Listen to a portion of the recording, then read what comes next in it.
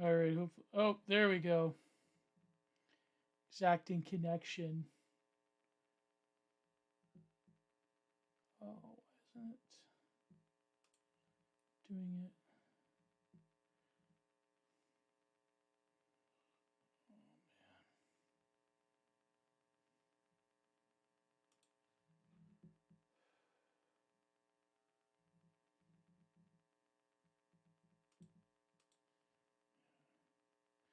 Hello, Philip. Can you? Hopefully, this is.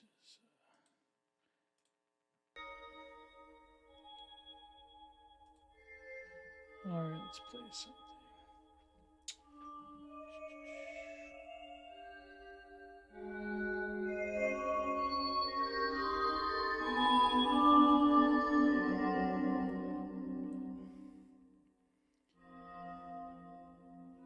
Oh, it says it's working.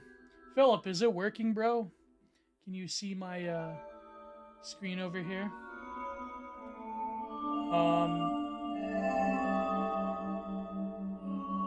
Tapping in. All right. Well, it looks like it's working. I'm just going to go to the promo tweets. Then I will get started. This is Philip Daniels' newest composition or arrangements. What me and Philip are going to do is I have a bunch of mono prints that I gave to him, and maybe if he could like re-release that, he can put them in the suite that he did. I think it's 5 songs. But we're going to wait for people to get in here. I'm just going to launch the tweet and my Telegram promo. Go to my Telegram. Please subscribe to my Telegram. Giant Productions in my link tree.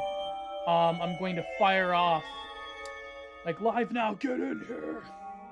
For some reason, it didn't capture the title image of the stream. I don't know why. Oh, and also subscribe to Philip Daniel, please. Does YouTube turn the comments off for all music, I guess? I don't know. Let's see, I'm gonna have to go back and forth to the chat. Not newest, just upload the movement. Excellent mono prints based in another suite. Yes, I have one more I forgot to send you. I will send you that of I think it was called Bedouin Night. But just waiting for people to get in here. I hope this isn't a blackpilling stream. Well, it's gonna be kind of a blackpilling stream, I guess. But it's you know what? Let's see how many people are. Let me see. I'm gonna monitor everything on YouTube here. So I mean on my phone. So oh well, we'll wait a little bit. But my audio level is good and everything, boys. Is that all right? So for people who don't know, this is going to be. Oh, let me boost the music a little bit. All right. So just to, I guess before we get into the stream proper, let me just do my music. There you go. That's better. Before we do my stream proper,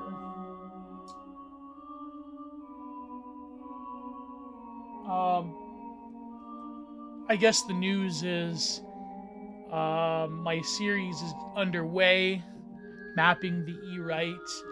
I have a bunch of crazy theory cell stuff that is also going to go into it. So yeah, that's going to be good. I generally don't know what's happening on BTR from one week to the other, but you know, c'est la vie. And as for what's happening over there in the Middle East, not the Middle East, I'm going to say the Middle East. See, 20 years of being at war in the Middle East just programs your brain. You know, it's just crazy. No, the Eastern Europe. I've been watching our good friend Gonzalo Lira, his Victoria Newland stream, which is pretty good.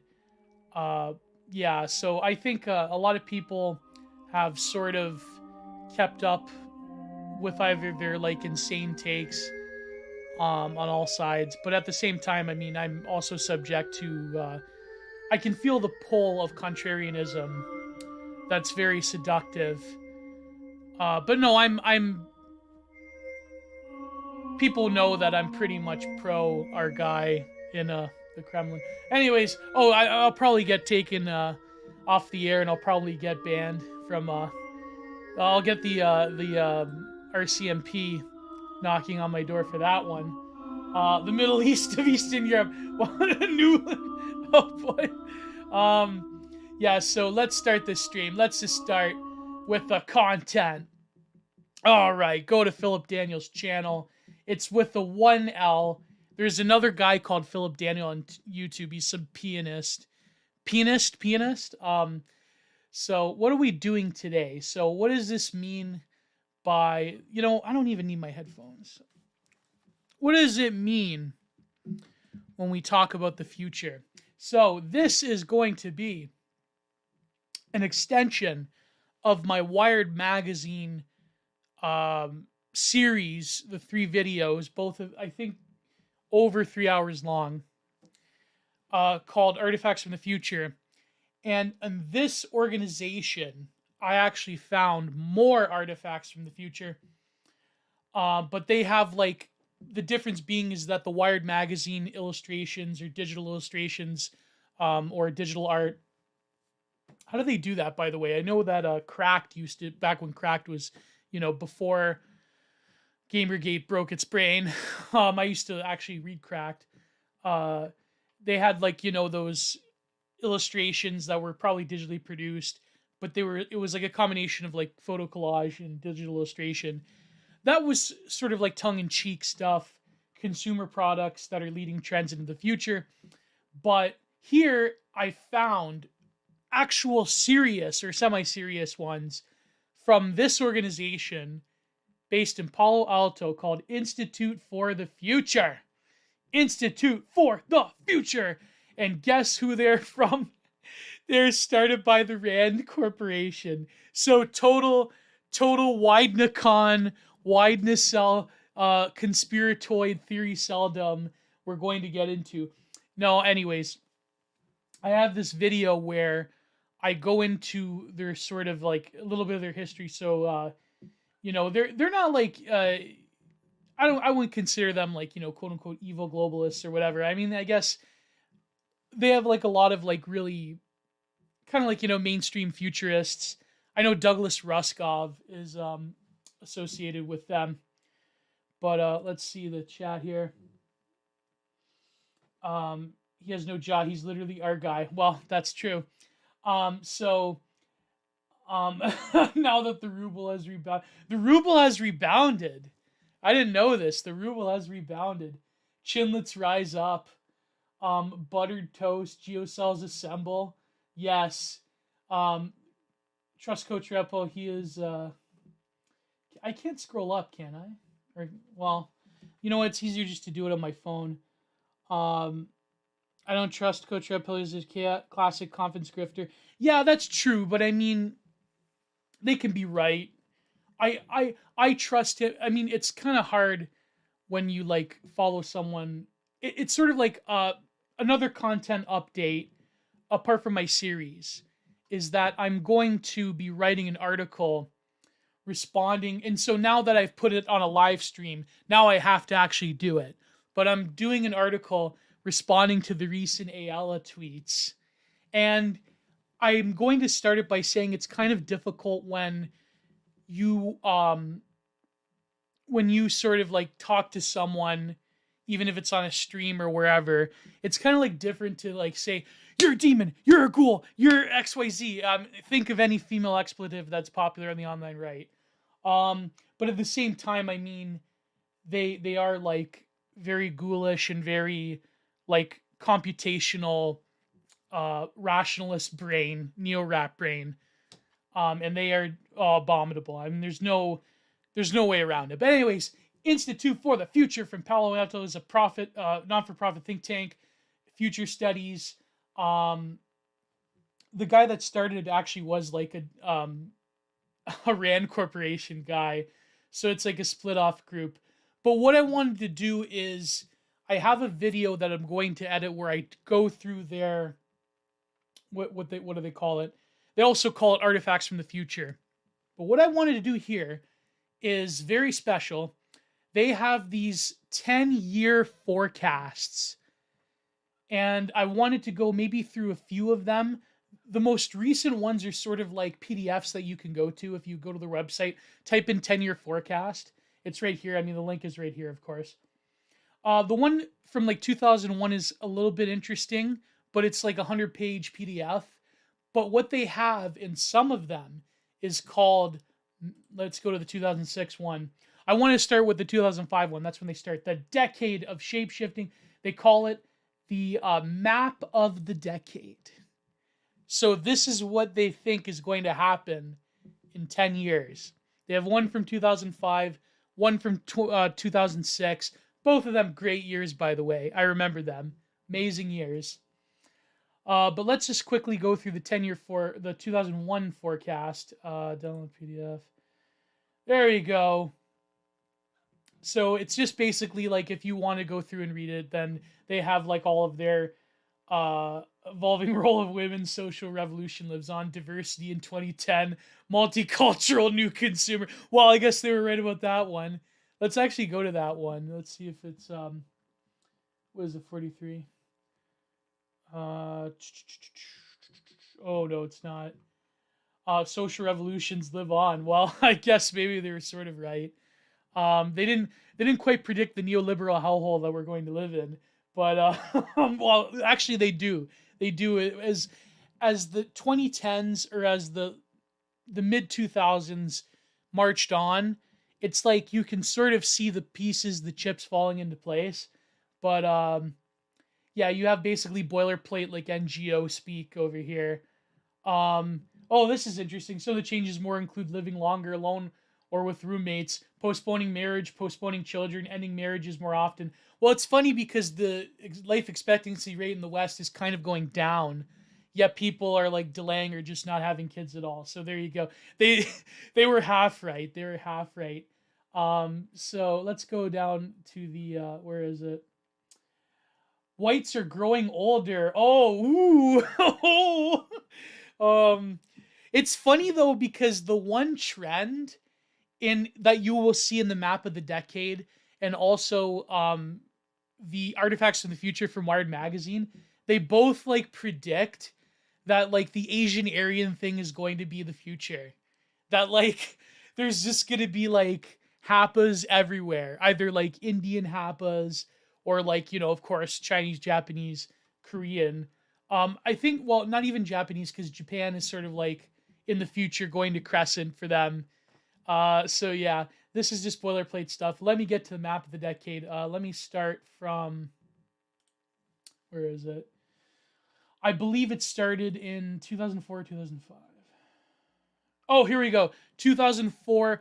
The 2004 one isn't too interesting, but I'm not going to read everything, but I'm just going to give you a little taste of it. So, oh, I got to zoom in. Come on. History sets the course, but innovation and improvisation create discontinuities. Each year, the Institute for the Future seeks to map the sometimes confusing grid of probabilities and possibilities to create a framework for thinking about the choices we face right now today. Is a snapshot of the year's research, blah, blah, blah. So look at some of the titles. Nanomaterial grows, consumer market. Space exploration gets its second wind. They were kind of wrong about that one. I mean, even Lord Elon, peace be upon him, cannot, perfect the alchemy of like privatized, cheap, affordable space travel. The self becomes the big project. Let me read that one. In the last couple of decades, workers brought home project-oriented skills and tools to help manage their families and their daily lives. Oh, so turning everything into a technocratic nightmare. Over the next decade, they will turn these same skills and tools on themselves. Oh, so the human becomes totally instrumentalized, becomes totally inframed. Martin Heidegger, right again. Ted Kaczynski, right again. Their identities, their bodies, their souls. Health will be a focus of attention for this work, supporting a burgeoning health economy based bounds of traditional healthcare. So it's funny that Let me just read the chat. Um, it is funny that Eurasian futurism. Let's go. Um, the future is Iranian. So it's funny how when they talk about identity, these futurists, they don't quite predict in the next 10 years or so, or the next, well, 15 years from here, they don't quite predict like the insane culture war nonsense that we're going through. And they don't frame the explorations of the self or the malleability or plasticity of the self through technology. They don't frame it as like Discord T words, if you know what I mean. They don't view it as simply, they view it as sort of like enhancement or prosthesis or party. It's like basically a neuroport for party drugs or whatever. Like they view it very much in like futuristic, somewhat hopeful lens. They don't view it as like an identity that you shift into. So I think that the early 2000s is like the last gasp of genuine futurism. So let's just go to the maps. The maps are always the most important ones for me. Uh, because I'm not going to cover everything here because the other ones are more interesting. But you can see like repurposing of public spaces. Ooh, unburdening workspaces, privatized niche identification, subversive play. What is subversive play? That didn't happen, did it? Because everything that is subversive will eventually get taken over by the nodules of power. The fast rich, the keep working folks, the cultural seekers, the Winnebago tribe. While they did predict the tiny home, that they did predict that back in 2004. They did predict that creative workers equals scientists, engineers, artists, writers, and entertainers.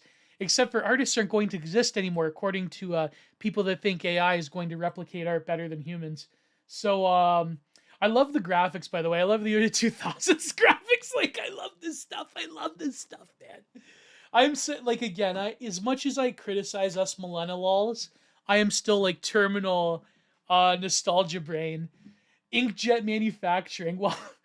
Well, you know what's funny? People think that there was a time where people thought that the digitalization of everything was going to get rid of like printing and like the destruction of the rainforest and like cheap paper and so forth. But I think they say that nowadays it may have petered out because people are doing the at home work thing, right? Which is another hell. But I think they say that paper use among like corporate offices is actually increased. So that prediction was wrong. Um, the new capital, having won the world. We'll see about that. We'll see about that. If a certain nation in Eastern Europe wins, we'll see about that one. Having won the world, capitalism will take on the new faces. Most innovative of which emphasizes the value of networks over strict free markets. Well, the network thing is sort of like, yeah, okay. The fact that like hyper capital can like integrate, which is people think we're like ostensibly radical or new arrangements or like acid communism or whatever, like the people that Zero Books used to talk, like the stuff that Zero Books used to talk about before they, well, I'm not just going to subtweet my enemies here, but you know, that the fact that the new capital can sort of like integrate into its corpus various like networks and nodes of identity and stuff like that. The fact that like it so seamlessly transitions into another form of market domination is quite revealing. Oh, look at this! I'm blogging this. I'm sure Moldbug had that shirt back in the day. I'm blogging this. Cyber nomads, data pagan, and a cyber vegan. Cyber nomads are what we are becoming as we integrate our movement in a globalized, connected world with our thinking, our social interaction, and our fundamental sense of who we are. Well, that is sort of like an easy prediction that they got right. So that they were right. They were correct about that one. So let's go to the chat really quickly before we move on. Amazing Black Fez, the Duce is proud. Thank you. The Duce It's funny because Keith Wood's new video on Duganism was good. I'm actually gonna watch that after, right after. I'm gonna probably go outside, take in some sun, because now the UV rays have come back to Ontario. But hopefully the one thing, the muzzle, doesn't come back. Yeah, I'm gonna go watch that. It looks pretty interesting.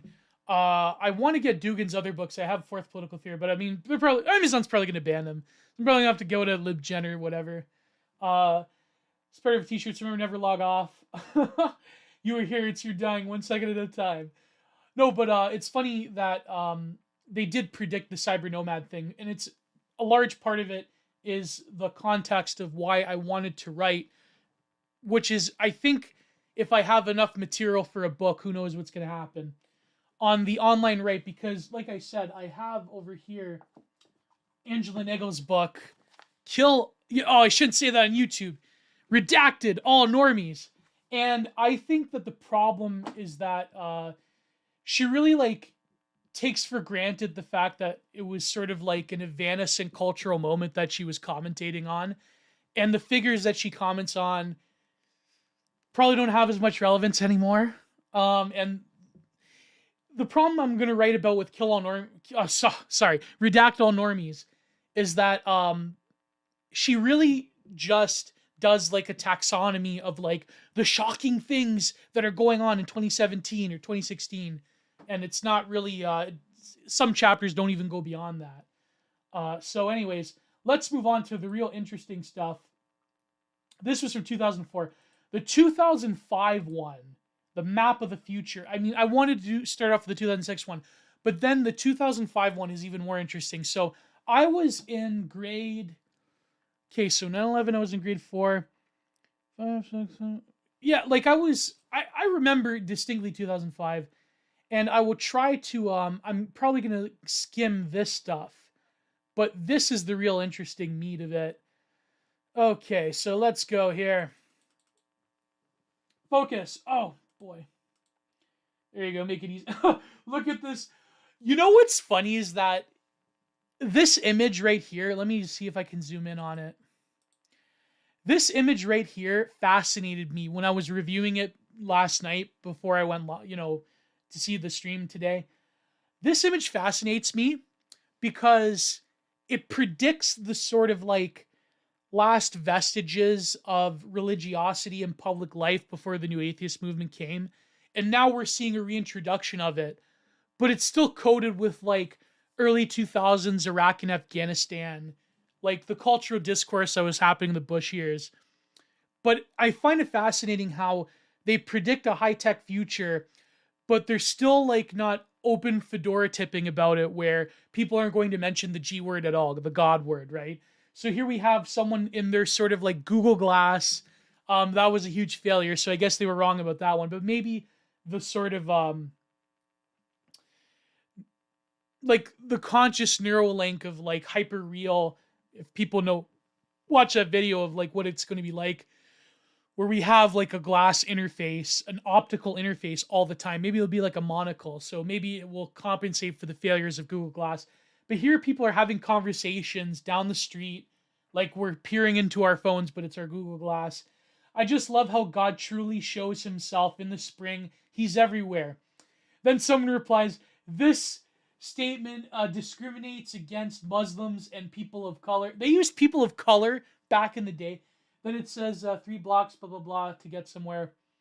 So it's very interesting how they still have the place of religiosity in society, even if like just a few years after this, in 2007 or so, the new atheists are going to pick steam, and the new atheists really predict the way that the culture wars are going to go, from like the splitting off of like the dude bro, tech orientated, like fedora tippers, like that all of the anti-SJW YouTubers came from, like Sargon and so forth. And also the other side, you have atheism plus, which you can argue that the modern left is like thoroughly atheistic, but now we're seeing this like weird secularization of mysticism and like what Daniel Miller calls not religiosity per se, but a new animism. Because people that say like, from like it's a bastardization of Moldbug, right? oh well, the left, it's like a new wokeism of a new religion. It's not a religion per se. It's like a half a mystery cult, half like animist superstition. If you want to learn more, go to I am 1776, the Daniel Miller versus Zero HP Lovecraft exchange. I highly recommend reading them. So, anyways, human economic identities shift. In the first half of the 20th century, people defined themselves as workers and banded together in labor unions. So the death of the labor union, basically, that's going to be, the final last breath of the labor unions. Not so much as workers, but as consumers. Consumer advocate groups thrived. New people are shifting their identities again, focusing on their ability to create and co-create and adapt tools. So all of this sort of like new labor, like the sort of gig economy, the sort of flexibility of the corporate workplace. It's funny how all of that was sold to people in the 2010s as a good, but now we know from hindsight, we're in 2022. This is 2005. I was a kid. Now we know that it's crushing alienation. Smart networkers define the leading edge.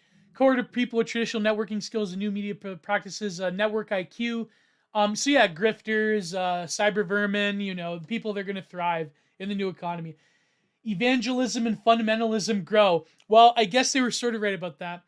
Worldwide, in every major religion appears that fundamentalist sects are increasing in popularity. Not only do these sects adhere more strictly and literally to their religious doctrines, they also reject the separation of sacred and secular life. Yes, based in red pill, we need more of them. More of them are coming back. But it won't be, in America, it won't be, of course, the revival of evangelicalism. It will be sort of like Tradcath, Orthodox, even though they're relatively small still. But I don't know what the future of radical Islam will be now that we've gotten out of Afghanistan, because I think that it very much was a 2010s thing to talk about how like people in Britain especially, or parts of Scandinavia or wherever in Europe, that they were like, going to the dark side with radical Islam. But I wonder what's going to happen with that. I think that maybe Islamo-Duganism. Keith Woods, Islamo-Duganism. There you go. That's a meme for people who don't know. That's a meme. But that will be the future of the right wing will be Islamo-Duganism. Please, that's just a joke. Don't take me out of context. Humans become an urban species. This is what I wanted to read. During the course of this decade, the first time in history, more than half the world's population will live in cities, will live in bug pods. I lost it. Let me go back. Where is it? There you go. The shift to cities will be greater in developing countries, which will have 14 of the 20 largest cities, will among the fastest growing in both the developed and developing worlds. All will strain existing institutions to provide both infrastructure. So it's sort of like imagine a global Cloward Piven type of situation where urban centers are so taxed, because in third world countries they are already taxed. So I think the technocrats will say to the third world nations that urbanization is like their only sort of like quote unquote key to the future. So maybe the bug pods will not be in like, I don't know, rural Wisconsin or Calgary or wherever. It'll be like in Shanghai and Beijing will become these massive, even more massive ultra-megapolises. So you'll see what happens with that. It's harder to be healthy. Even as people have higher expectations for health, longevity will become increasingly difficult. Expensive for people to achieve good health. For the first time in over a century, we will see a decline in health. Well, I guess they were right about that. They did predict that. So Institute of the Future, they were right. Boundaries of the body are redrawn. So this is what I was saying before, is that they don't really comprehend how the desire to postulate one's existence as sort of like an ongoing project, and then on the other hand, the Herculean task of making the world accept who you are, rather than you accepting that the world has limitations and so forth in terms of your own identity. They didn't really predict how that would create like massive culture war fissures among people, especially nowadays that the G in the LGBT has sort of like been crestfallen compared to the T. As technologies extend the ability of the body to adapt to more demanding physical and social environments, the sense of a more or less stable human self defined by the so-called natural biological body will be questioned. Differences in technological strategies and identities may drive away for real process of human specimens. But yeah, they're sort of kayfabing the real implications of that.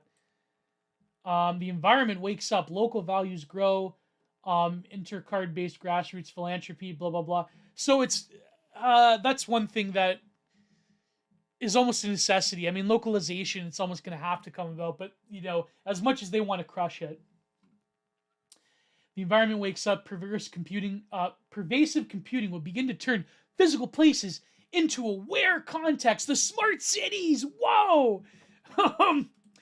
This environments that recognize people, information, activities, and respond appropriately. A triad of semantic processes, wireless connectivity, material sensing will provide the technological infrastructure for the aware environments. You know what's funny? I had this tweet once. I think it was responding to someone where, say if you had the smart city, kind of like in one of the Zero H.P. Lovecraft short stories, where you're going down the street and like the random like voice activated AI tells you the direction you're going and tells you have this appointment, right? That would basically be a simulated form of schizophrenia on a mass scale, because there's a lot of sort of speculation that schizophrenia played a role in sort of certain shamanic activities where you'd hear voices in the woods and so forth. And of course, from my perspective, that's a way of explaining away shamanic activity. But I do think that there is something to it. And imagine, if you will, voice activated, especially if there's Neuralink involved, where it's like personalized into your own being. This sort of like images will pop up at random, voices from the trees and from the street signs will pop up at random. I mean, that's our literal schizoculture future, right there. Public spaces become personal spaces. Oh boy. This decade will become the decade of information in place. Geocoded data will be linked through the internet and accessible through a variety of mobile tools, from cell phones to augmented reality devices. The result will be an increasing first-person view of places with rich streams. So it's funny. Let's read the chat, because I have a sort of a theory cell take on all of this. I'm glad the smart cities proposition failed in Toronto. Yes, thank God.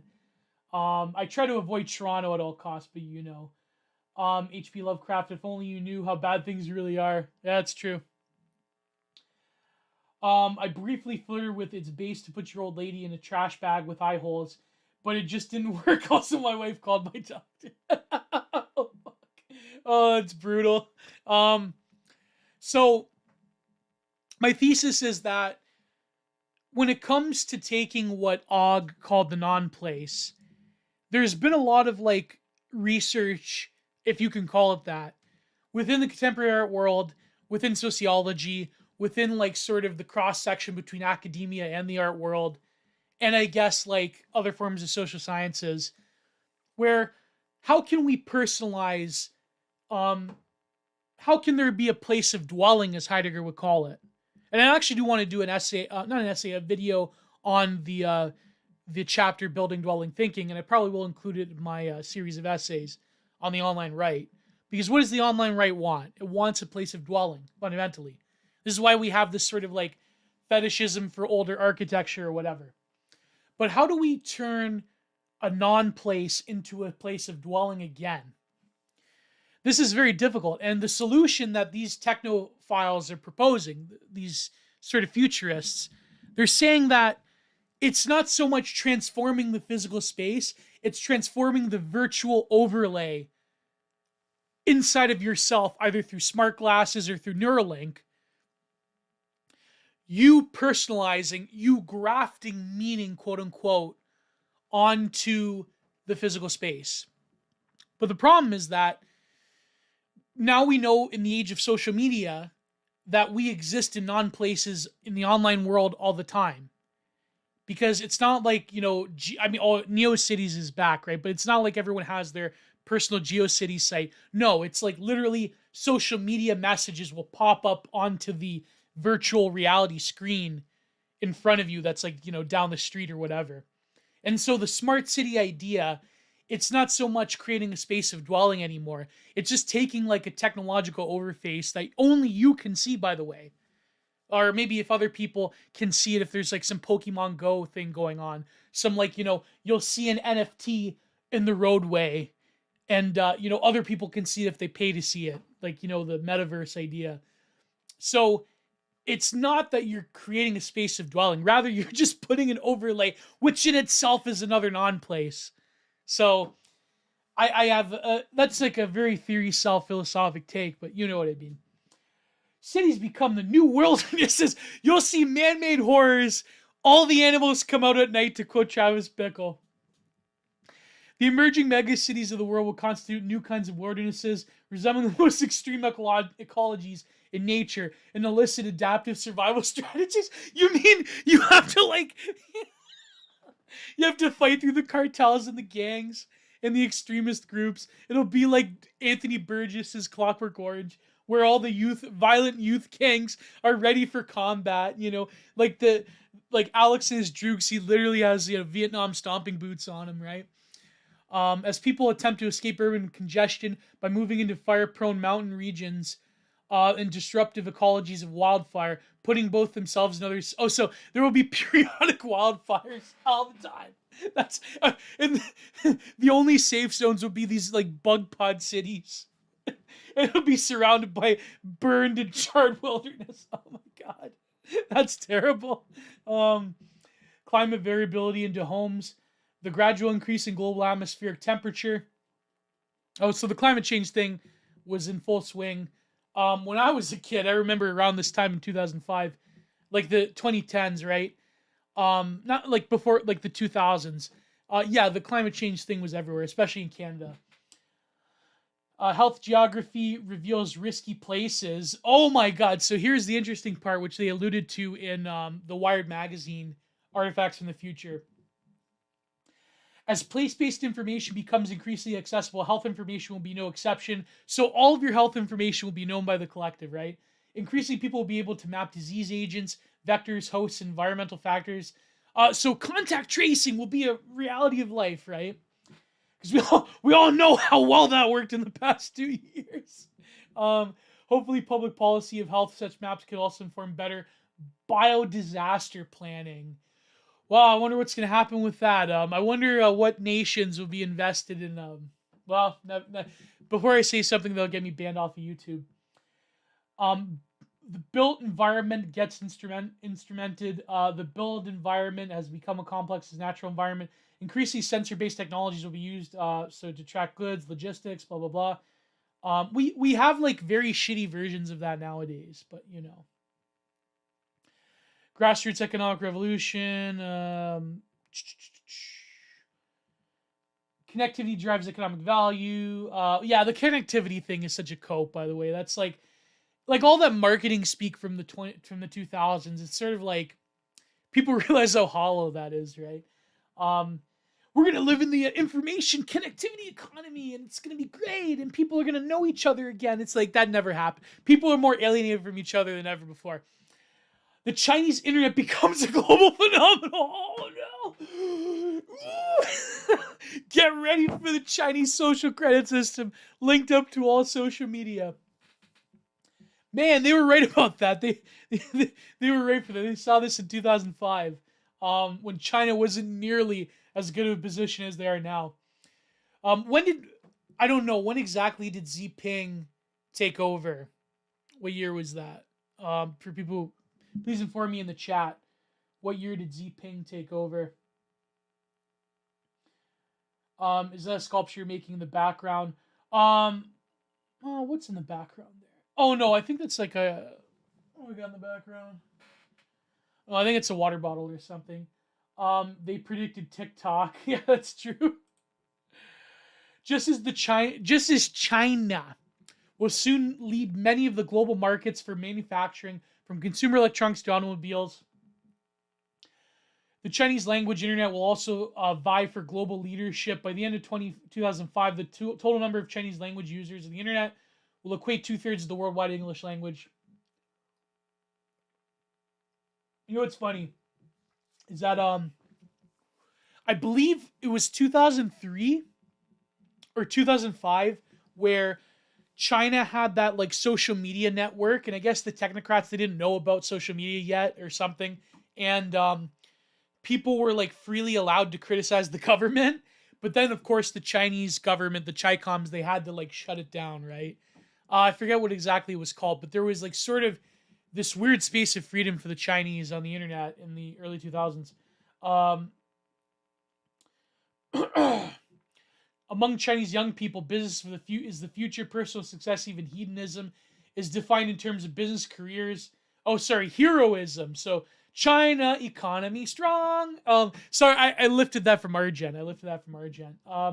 While big business in China plays out the same story, taking symbolic victories such as the acquisition of global multinationals and markets and diverse mining, pharmaceuticals.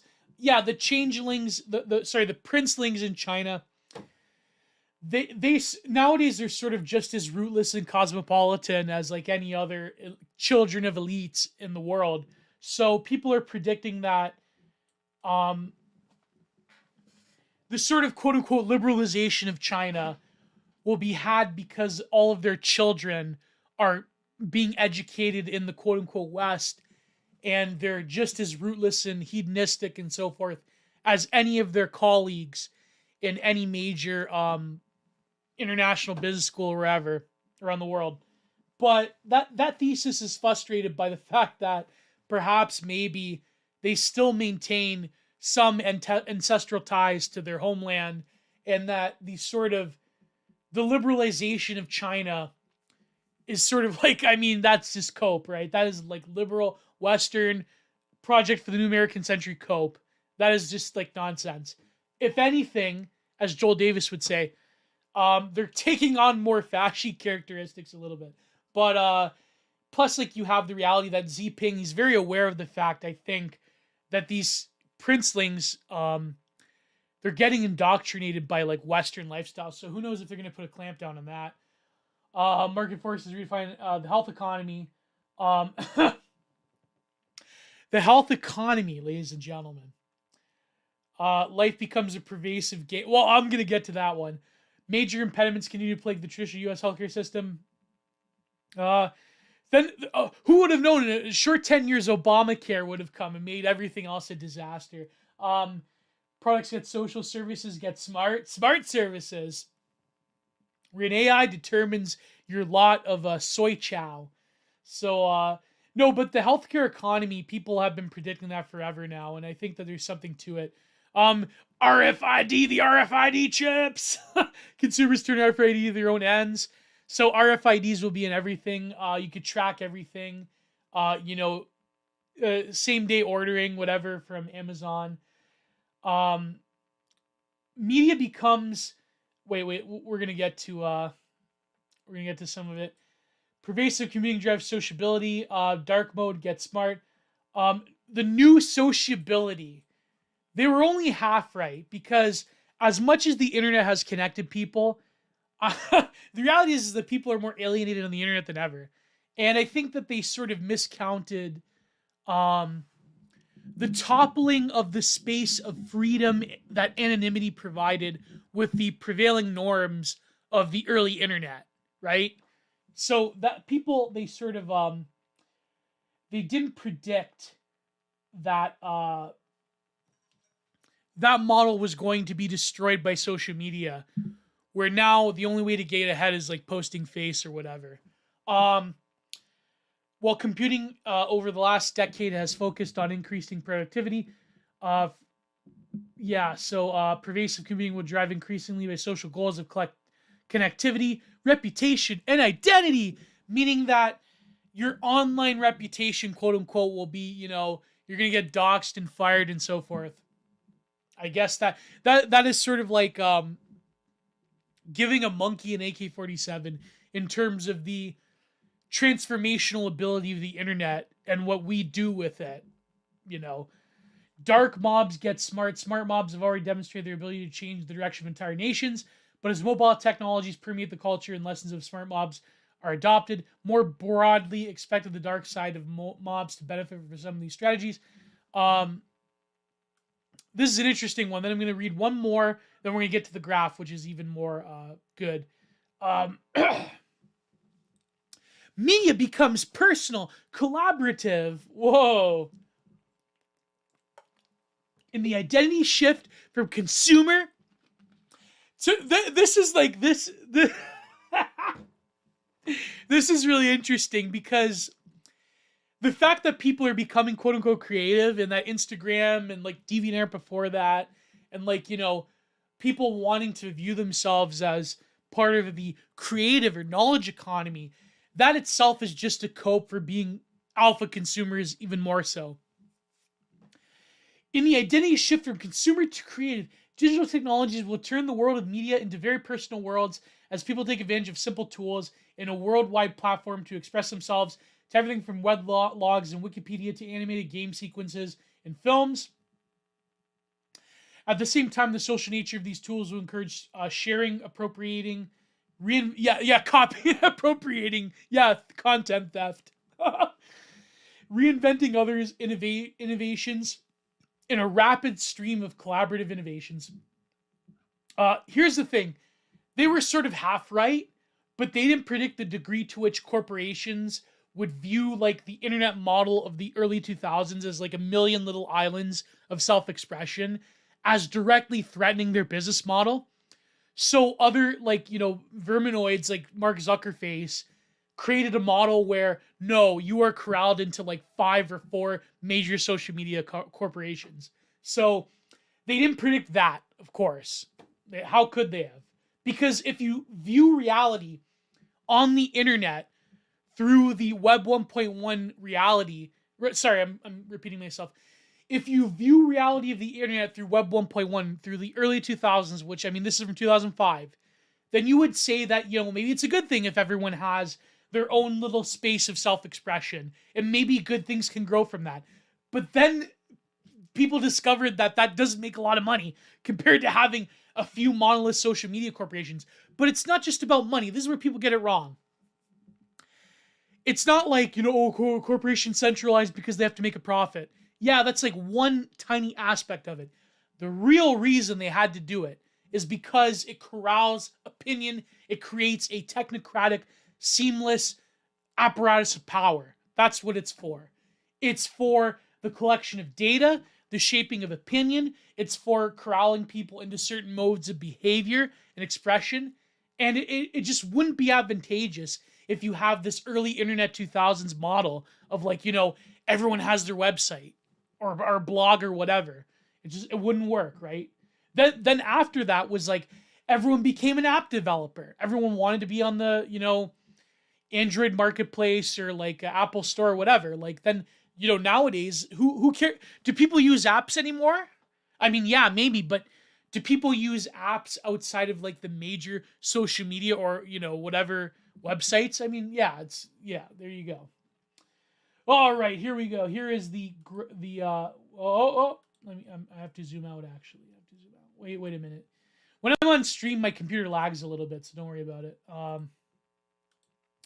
The other one is a more interactive graph from 2006. So the PDF model is kind of laggy a little bit. There you go. That's a good one. Actually, let's zoom out even. Let me zoom out. Let me zoom out. So trends 2005 trends. All right, let's zoom in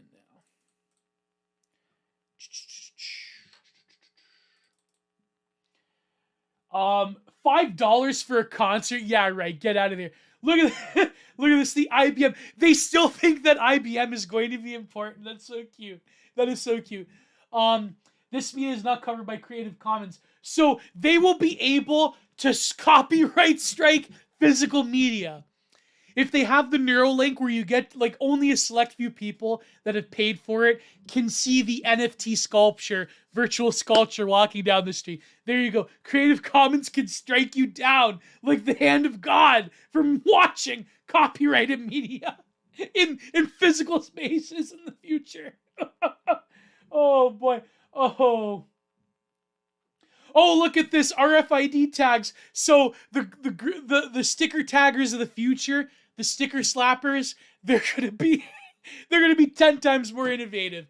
It'll keep the toys away. It will keep the toys away. If you know anything about graffiti culture.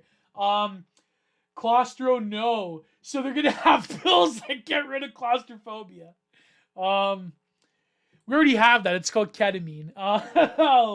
Oh, grassroots economics.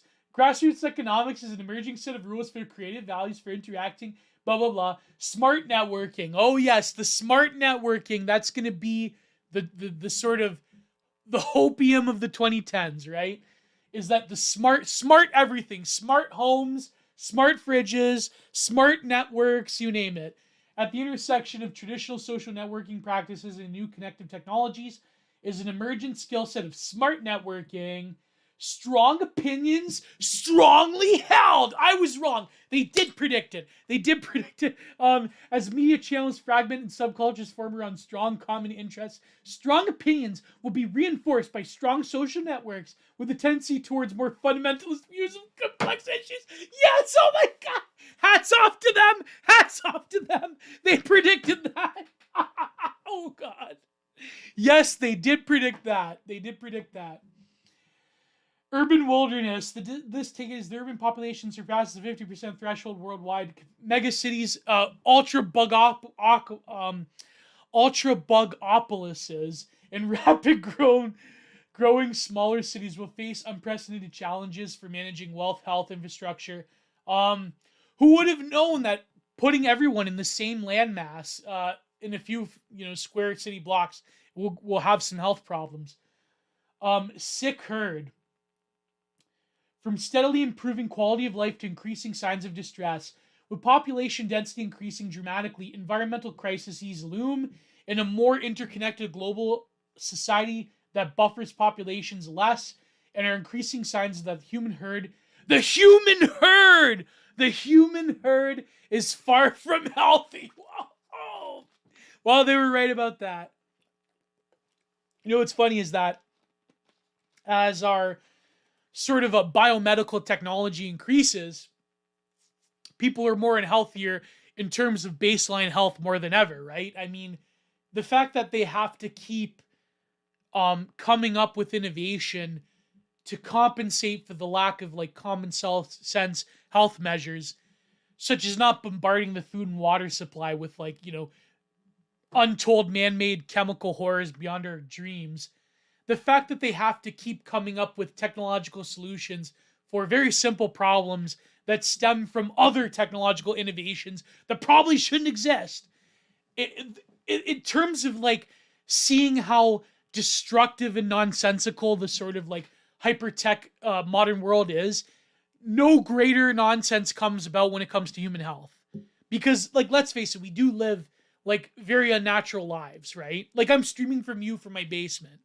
Like I'm a fat person streaming from you to you from my basement. I am aware of this.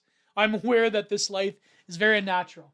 So we keep having to come up with solutions to living in a fundamentally unnatural state.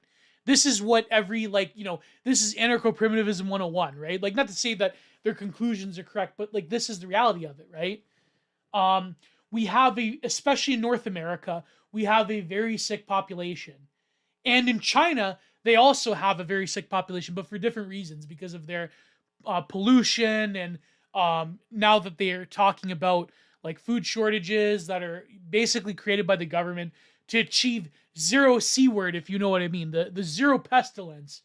The stories that are coming out of Shanghai, for instance, are just like mind blowing. Whether or not that's like, Western propaganda or whatever, or whether it's just Chinese demoralization propaganda. The fact is that the two great empires of the world, which is the global American empire, and China, both have their own unique but yet somewhat similar demographic problems. America has a spiritually gelded, physically destroyed population, apart from like a few sectors here and there. And China has a pollution absorbing population that is going to be increasingly desperate in the coming years. So who knows what's going to happen? Because I think that China, they do hide a lot of stuff from us that we're not privy to in terms of like the actual numbers of things. But the West does that as well. I mean, America, I mean, here in Canada, we hide the real inflation numbers. Like if you go to a grocery store, it's like dramatic, right? So people shift their identities for, so I'm not like one of these, neocons like China is always bad, but I'm saying that, I don't, as much as I hate my own government, I mean, I wouldn't want to live in a Chinese system. I think that even dissidents who like come off like, okay, apart from like the wide nacelles, I mean, I think that dissidents in our spheres that are sort of like come off as cinephiles, it's not that we want to live in a Chinese system. It's that they want to live in a more efficient, technocratic system that honors the genetic stock of a population. But it's the arguments to be made is whether China does that, which is always open ended. But that's inner baseball. That's not. People shift their identities from work and home life to personal expression in public spaces, unless you get arrested for posting. Posting your Fed posts in the public space, to quote the Montreal, the the one, the public space, the guy. New localism. Local communities become the focus of experiments in sharing economics, economies, sustainable environments, and new civic processes. Deep personalization. More people reject mass offerings for everything from religion to furnishing engagement and customization and do-it-yourself projects.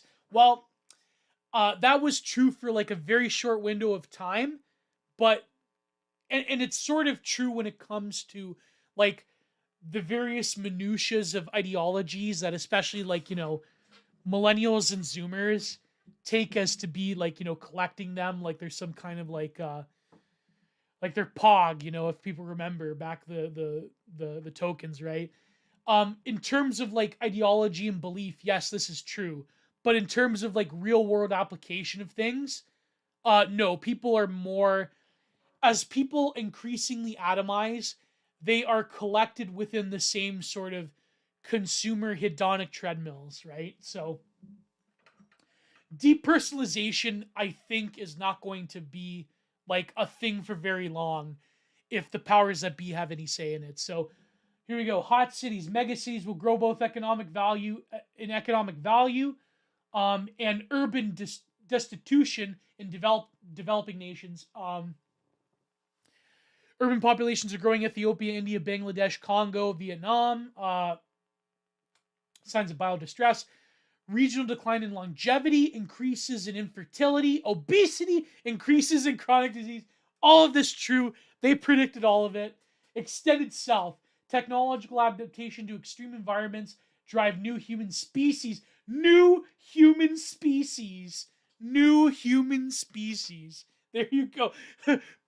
Please avoid different species. Oh, R.I.P. Wylan. I hope you come back, Wylan. We need you more than ever, my friend. Boundary crossers, identity switchers, data pagan, cyber vegan, medical modifiers, bodybuilders, right-wing bodybuilders. They predicted it. Right-wing bodybuilders, power adapters, death defiers. Whoa. Visible minds, knowledge work shifts from top down, technocratic to bottom up and ethnographic. No, that is untrue. All of the flows of new technologies and new social network connectivity comes from the top down. The whole, they only appropriate the bottom ethnographic activity. For example, Black Twitter, K-pop Twitter, Stan Twitter. These are originally, quote unquote, grassroots, 100% organic, but then they become useful social technologies for the regime. Is Black Twitter organic now? Does Twitter not push them to the moon? Think of it, right? So the sort of the bottom up ethnographies and sort of the innovative aesthetic and cultural movements, they exist for a time in a sort of liminal free space, but then they're eventually appropriated by the state model. The war machine is always appropriated by the state. But yeah, so extended self, I mean, the problem I think with the thesis that a lot of like theory cells and lit departments have when it comes to things like prosthesis and stuff like that. I remember going to a lecture at my university from the author who I think her last name is Drake or something. I have to look it up. But she's like the leading expert in like continental philosophy and prosthesis, right? And we were talking about it. And the problem is that all of this is virtual. The virtual, T-word person, I don't want to say it for YouTube purposes. It's largely, they take on the sort of identifying signs and signifiers of the virtual space, right? There is physical extensions of that, but when it comes to actually modifying the body physically, I think that people will take the virtual supplicant for that in the future. If Neuralink becomes a thing or the metaverse or whatever. So in the early 2000s, in a lot of philosophy and literature departments, and a lot of new science people, they were talking about prosthesis and how you can modify the body and so forth. But the problem is that people will always take the virtual replicant. What's that law called? Is it not Godwin's law? What's it called? Where it states that if there is a virtual, if compared to like a real objective goal, if there's a virtual placeholder for that goal, people will be satisfied with the virtual thing. They won't, because the unconscious mind cannot distinguish between the real and the simulation of the real. Like that's what Baudrillard was also saying, right? So people will be fine with the virtual implementation of something, a sort of like placeholder, a supplicant, as opposed to the real thing. So there you go. If you could be your cute anime tentacle girl, shark girl in the metaverse, you will take that than like that actually becoming some like weird hideous creature, genetically modified sea creature. Like that one South Park episode back when I used to watch South Park. Remember that one? Extreme climate variability, biodisasters, re-emerging diseases. Oh, avian, you know what? Oh, I can't say that on YouTube. Bio W's that allegedly we'll see what happens. Massive pollution, no quick recovery. They're 100% right. First person view of geography, target information. So let me check the comments over here. I make my money for 3D printing products that wholesaler series that have constantly, and people will pay extra to have products personalized. I remember back in the day when I was in undergrad, this was in the 2010s, people thought that como se dice, people thought that 3D printing was going to like solve the world's problems. That 3D printing was everything. I was talking to a guy who was like a techno-futurist in my class. He's like, oh man, 3D printing is going to solve the world's problems. And he was a good dude, right? But I'm just saying, JF gay rape. Andy, this is not the optical. So black culture itself was merely never grassroots. Well, I mean, yeah, okay. Yes, I think that for a time black culture was very grassroots. I mean, from the Harlem Renaissance onwards. But nowadays, I mean, American culture for some, well, I don't want to, like, again, speculate because it's going to lead to very quote-unquote racist conclusions. But I do think that black culture it pretty much kind of is the mainstream American culture now. I mean, you even have, like, Hallmark shows that cater to Afro-American populations, right?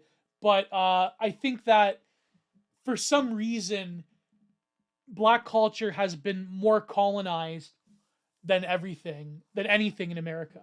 And here's the thing, like the whole the white nationalists, they make a big deal about how they force black culture down our throats, but and as much as I think that people take Tariq Nasheed in these spaces, they listen to him because he's like a troll and he's like he says things that we can't, because like this is the problem with the online right. This is the problem with normie conservatives.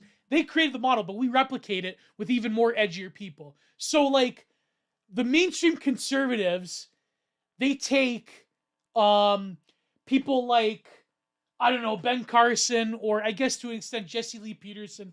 They'll take like the base black man and they'll be like, the base black man can't say things, like he can say things we can't.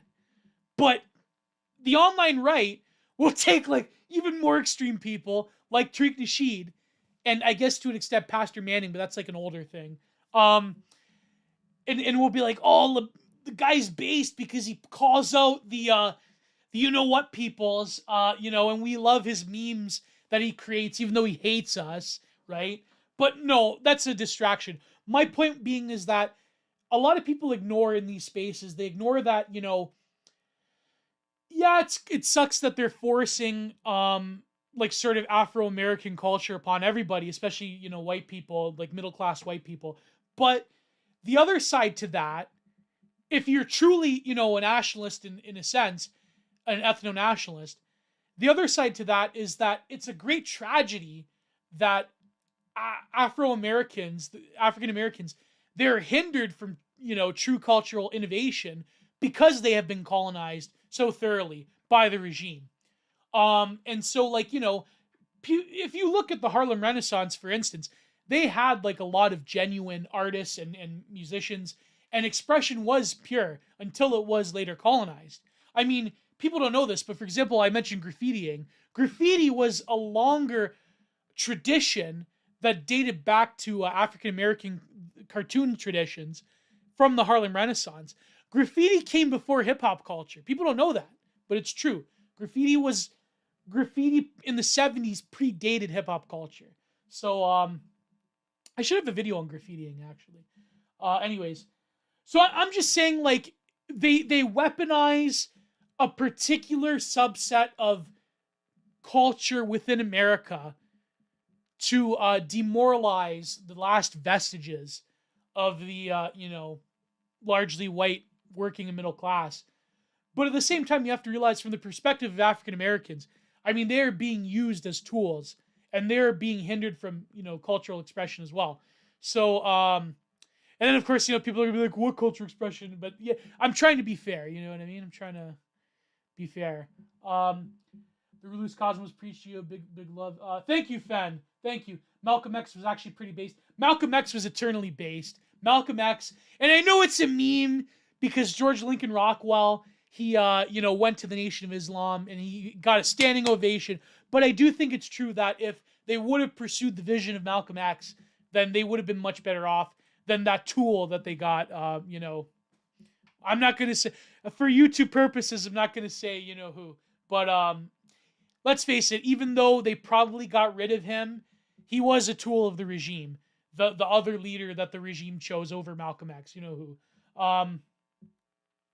The poker shark, the not poker, what do you play? The pool hall shark, the pool hall shark preacher. MLK, he actually was a pool shark, if I recall. Anyways, more epidemiological information embedded in place, more complex view of health risk. Complex built environment, smart homes, smart again, smart. 10 impediments to better health, uninsurance, workforce shortages, administrative waste, limitations of IT, non-evidence-based practices, medical errors, stigma, perverse incentives, unhealthy behavior, ideology. Ideology is going to hinder better health. You like being pro-life? Is that what they mean? Well, I guess. China, national optimism, personal heroism. Oh my god, I love how the futurists, they're like China files. That's amazing. They're hardcore cinephiles. Chinese Communist Party, big business, personal business, automobiles, pharmaceuticals, consumables, temporary cities, like in China, like they have those temporary cities. You mean we're gonna live in temp cities? Whoa. Um, slabcity.org, Blackrot City, Burning Man, refugee zones, mega slums. Oh, the future looks so bright. I don't even have to have eyes to see it. Oh. Airports, liminal spaces, ladies and gentlemen. Liminality will be the trend of the future. You know what's funny? I remember, speaking of Keith Woods, by the way, I remember the YouTuber that I watched for many years, since at least the New Atheist days. His name was Thou Art That. His name is Matthew Siegel. He had this video on Burning Man. I think he actually wrote a book on Burning Man, how it's sort of like this new democracy, like, you know, crowdsourced, innovative form of community involvement and like neo-communitarianism, blah, blah, blah. But as we know, the corporations rolled in and Burning Man is a shell of itself.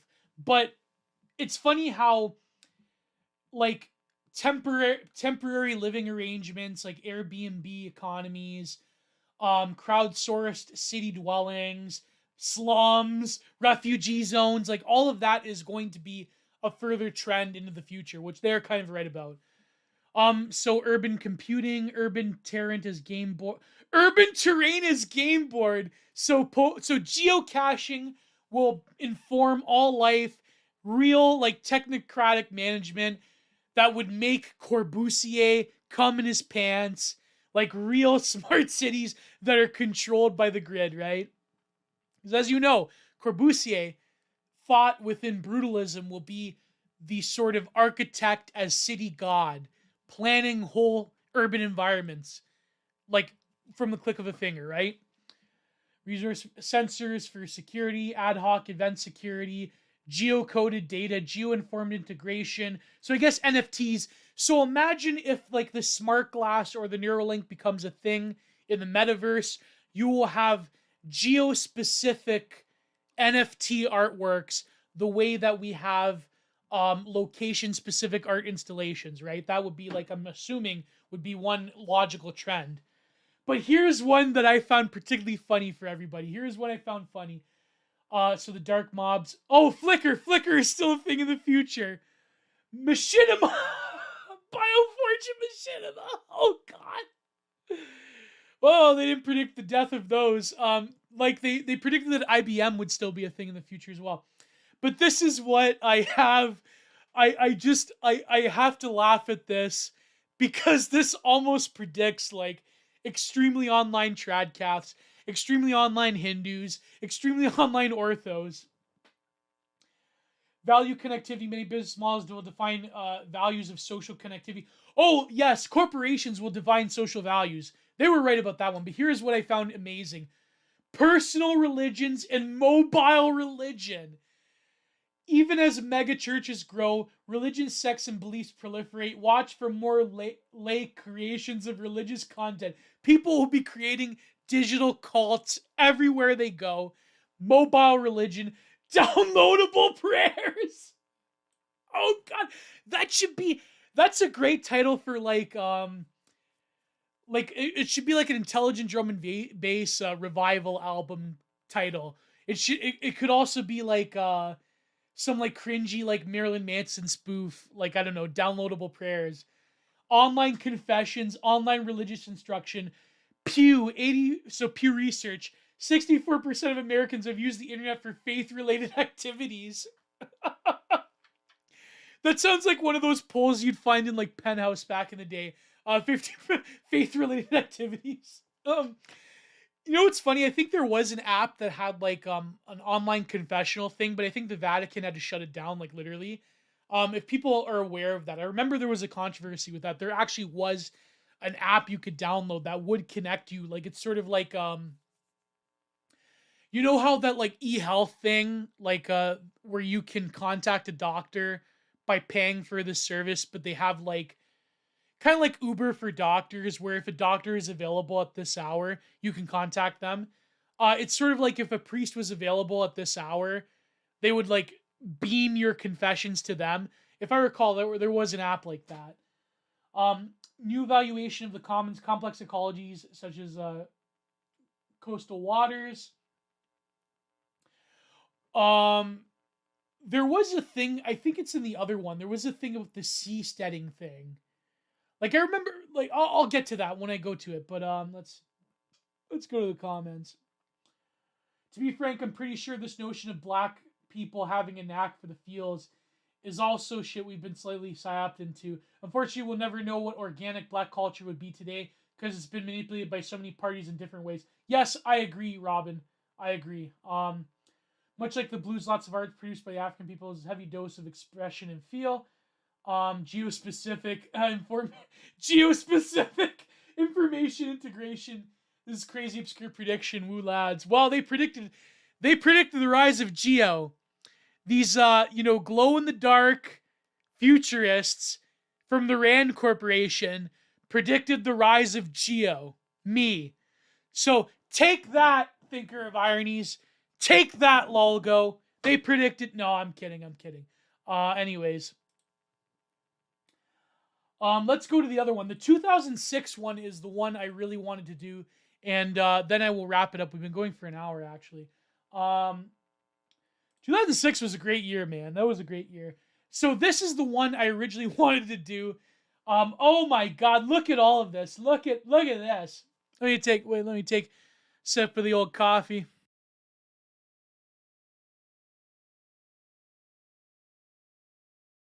Wait, I have a side break. Let me show you. Ordained AI priests. Oh my God. Jacko podcast attack on the USS Liberty. Oh, fuck. Oh. I have done another woodcut of a Wojak. Look at this one. I kind of had to chop it out here. If you could see that. There you go. Actually, let me take a light. Let me take my light. There you go. If you can see that. There you go. Look at that. I just have to print it. But I actually took I took like a punch tool, actually. Where is it? I have my little thing here that organizes everything. I took like a punch tool and just started. So hopefully I will be printing this one soon. It's part of my Wojak series. And also I screwed around with this Niagara Falls print that I wasn't happy with. So if you could see that, there you go. Like it's kind of hard to see, but when it prints, I will definitely be posting it. I have to post more art videos. Actually, I want to really beef up the art videos, and if I do want to open up like a Ko-Fi or something, I want to do the Saturday stream regularly because I think Saturday's a good time because people don't usually stream on Saturdays, but we'll see what happens. So this is the one I wanted to do. This is from 2006. We're in 2022 right now. So there you go. This how to use this map. Maps include 6 front page stories, the big news that emerged in 2006 for the coming decade. These are focal points of change, consideration. They will give the future its broad outliers and set the context of many of our collective choices. People, places, ecologies, markets, practice, blah, blah, blah. Future workers join our old workforce. Youth belongs to more groups than mom and dad ever dreamt of. So parents, you're not going to have any control over your children. Your children are going to be raised by, the ergogores existing in social media. Master of collective activities, pushing limits of bodies, brains, and senses. That's right. If your 6-year-old wants to take those funny pills, then yes, by God, they're going to do it. Data to profile and brand every aspect of this very personal life. Expect every object in their vicinity to help with this too. Neighborhood science centers and urban gardens on the street block. Health environmentally compromised from an early age. Oh, so you mean our kids are going to be compromised genetically from an early age with microplastics and seed oils and other ungodly chemicals? Whoa! And that's going to determine the genetic stock of the future. Well, at least they were honest about that, right? But it's funny how they think that it's going to trend towards like hyper expressionism. But like I said before, I had this article a long time ago. I had this article in Logos Club. I don't know what happened to Kyrie Endless actually, but I had this article where it talked about the photographer from the 1990s who photographed the bedroom of like Gen X teenagers, or well, when Gen Xers were teenagers, right? And how their rooms became like pantheons of self-expression. But my argument was because of the internet, because of social media, because we're sort of like sunk within the confines of hyperreality all the time, that the physical spaces of most kids and teenagers are going to be sort of like barren, and the real happenings are online. But of course, as we know, with the advent of like social media corralling everybody, that even the interiority of the presence of younger people on the internet will also become very limited in what they can do. In terms of like, you get your profile picture, you get your banner photo, you get your stuff that goes away in 24 hours, like, Instagram stories, you get your podcast, blah, blah, blah. So the sort of like hyper expressionism of the digital age was purposefully destroyed. And there are some people that want to bring it back. There are people that are doing the NeoCities thing, and who knows what's going to happen with that. A scientist dreams of turning this African city into a niche powerhouse of science. African science. Embrace. I shouldn't laugh. I know it's like an edgy meme, but you know what I mean. Embraces and fears the new infrastructure, power, water, and information distributed to the distributions like candy bars, tapped open source science tools, join the politics of open source agriculture, biopunk, solar punk, Nigeria world power by 2030. Afrofuturism will be the true culture of the West in the future. Sino-Afrofuturism will be the true culture, and it will rival Eurasian Islamo-Duganism. Quote this right now, people. Quote it right now.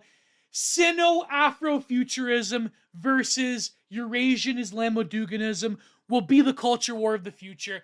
I said it right here. This is the geo prediction. There you go. I'm going to clip that actually. New variant forms and agroecologies of disease, volunteer activities, urban agri networks, podcasts for remote agri extension cafes, blogs for visiting scientists. There will be podcasts of, biopunk in Nigeria. There you go. There will be a right-wing Nigerian equivalent of me talking about the new biohacks or whatever. Group governance, ad hoc groups process points to new government models, groups scaffolding, tools aid groups in the self-discovery, group memory, and collective learning. So I guess we're going to go to a new form of hive mindism. We're going to go to a new form of a neo-communitarianism, which so far hasn't happened yet. This is here you go, people. Get ready for this. Let me take a sip. Ad hoc family structures. Oh my God. Family is redefined as people explore new kinds of relationships online and off. Oh my God. So it's like the certain people of a certain Brahmin caste identity group, how they have their chosen families because their families are too bigoted to accept them, right? So post-60s age cohorts, boomers, working dad, elderly Asian women. Elderly Asian women of the future, ladies and gentlemen. The old. Life extension, lifestyles and medical modifications target living longer or even indefinitely. Whoa, yeah, right. Yeah, that's really panned out. Born online, first gen Zoomers, millennials, First generation of internet era enters the workforce. Oh my God, that is so terrifying. Young workers prefer to be identified and rewarded as groups. Oh, yes. Yes, the millennial all needs a pat on the back, right? Body hacking, biotech, brain science, IT, and robotics explore new transhuman beings that celebrate our cyborg nature. Yes, Donna Haraway. Oh, was right. What a world that's going to be.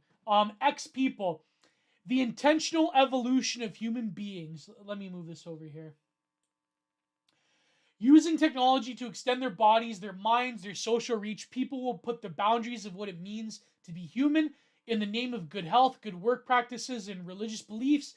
They will take the reins of human evolution, creating a period of accelerated differentiation, if not actual speciesization. Speciation. Whoa. Please avoid different species. It's funny how they talk about religious belief in that, because a lot of people are predicting that there will be a new quote unquote AI transhumanist religion or whatever. I think that we're going to probably see hyperreal manifestations of already existing religions, but the sort of the globalists are going to have to like really curate what the religious experience is going to be for most people, because they noticed that new atheism failed. New atheism, new fedora tipping failed spectacularly for a variety of reasons. Because it's really just nihilism at its core, right? So, you're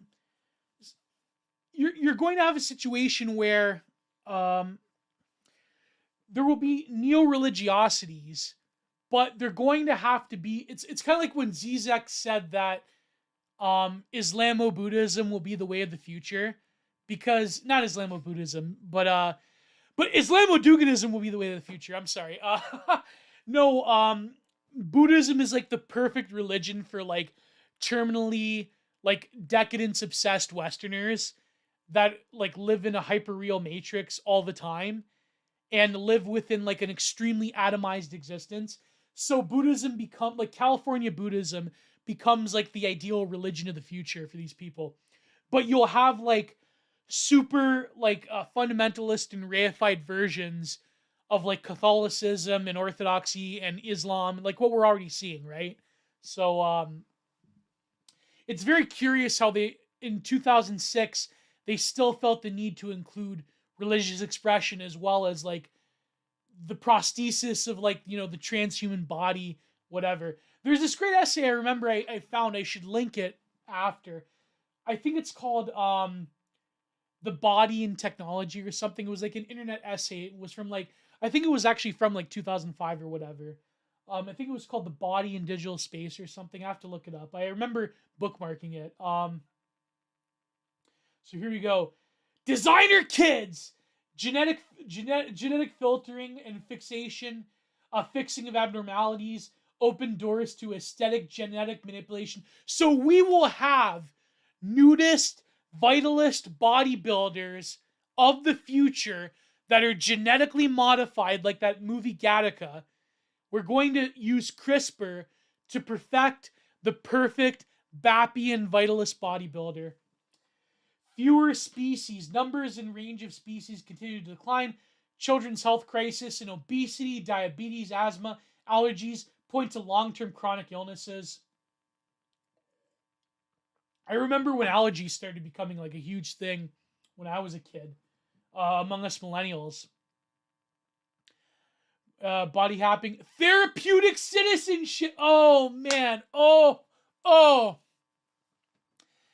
boy. This is Thomas Saw's The Therapeutic State.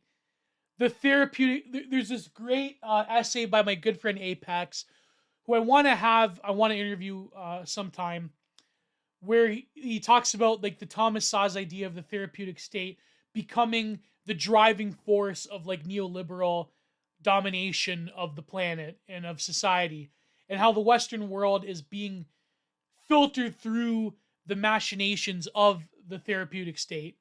So for those who don't know, Thomas Saw's is the idea that the therapeutic state is this sort of like mass psychologizing of all society, where power, and even Michel Foucault predicted this a little bit, power no longer is restrictive. Power does not deny your needs. Power says yes instead of no. The therapeutic state uses very sophisticated psychomedical metrics, psychopharmacological and psychobiological metrics to basically control whole populations and keep them in a particular form of what I would call psycho-governmentality, where the inner sort of quote unquote inner feelings and needs of the population, they become tools of control and participatory control and surveillance and so forth. So Thomas Saz wrote a book on it, and Thomas Saz and Artie Lang, they both have written about it. But look up the therapeutic state. So here they're saying therapeutic citizenship. Communities emerge around therapeutic regimes. Yes, therapeutic regimes. So you know the sort of model since you could argue since Gamergate and Trump onwards, where like people are like submerged in the happening of the now. Like before, for the last 2 years, it was the C word. Now it's Ukraine. In the future, who knows what's going to happen. The model of happenings where people's 100% devotional psychic energy is geared towards a cause that is favorable to the regime, that is part of the therapeutic regimes of the future that we're living in right now. So they predicted that because it is a fundamental, it's an agitation, it's literally a psyop, it's a psychological operation. All of society becomes a psychological operation.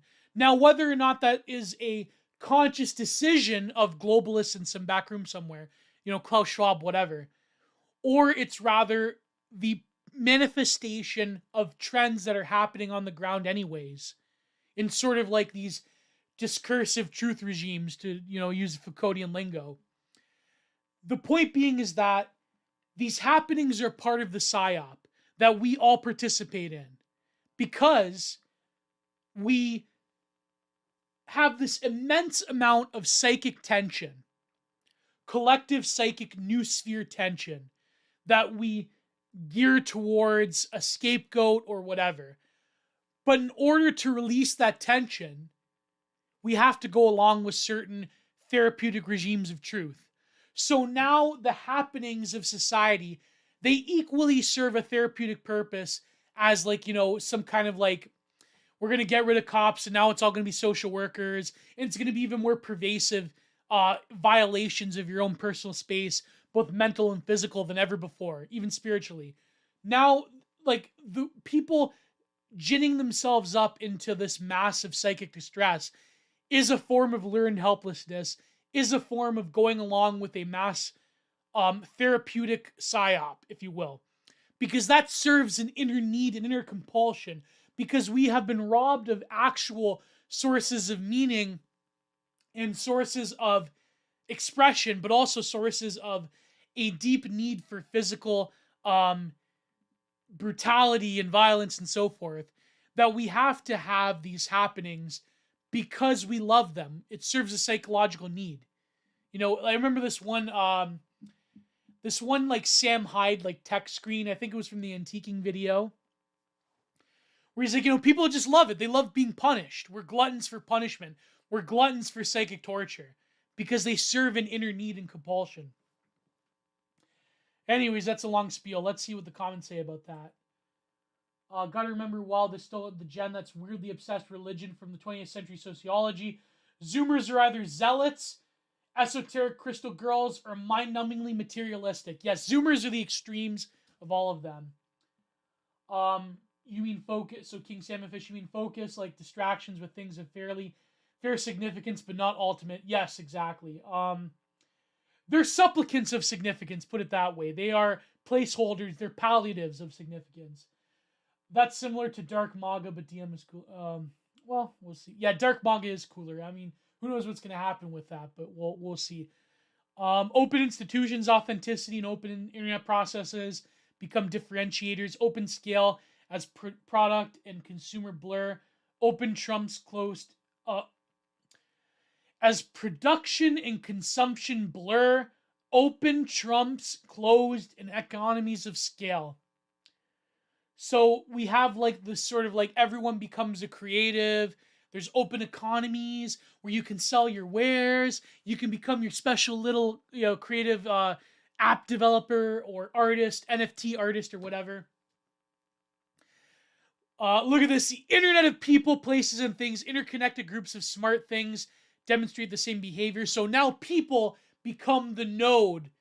And that again, it's a thesis of the societies of control, is that people become nothing but information vectors that are then mined for data and slotted into different categories. Sorry. Body rights, pervasive gaming. Games blur digital and physical workspaces, business models, and entertainment. Yes, they predicted Pokemon Go, ladies and gentlemen. Podcasting, new asynchronous media enters workplaces and play spaces. What do you think we're doing right now? Podcasts become the absolute king. God bless podcasting. Synthetic biology, microbial factories, insects as monitors, toxin digesters. Yes, the theory that we can have like synthetic microbiomes or synthetic insects that will, I don't know, get rid of various diseases and pollutants in the body, like such as microplastics. Imagine if we had a engineered parasite that can get rid of microplastics. But then what man-made horrors would that entail as well? So here we have this sort of look at this: open source biology, open source bioinformatics tool, and communicative communities proliferate. So it's like you have your own like biopunk communities that have like these prosthetics and so forth. Like all the freaks get cordoned off into here, right?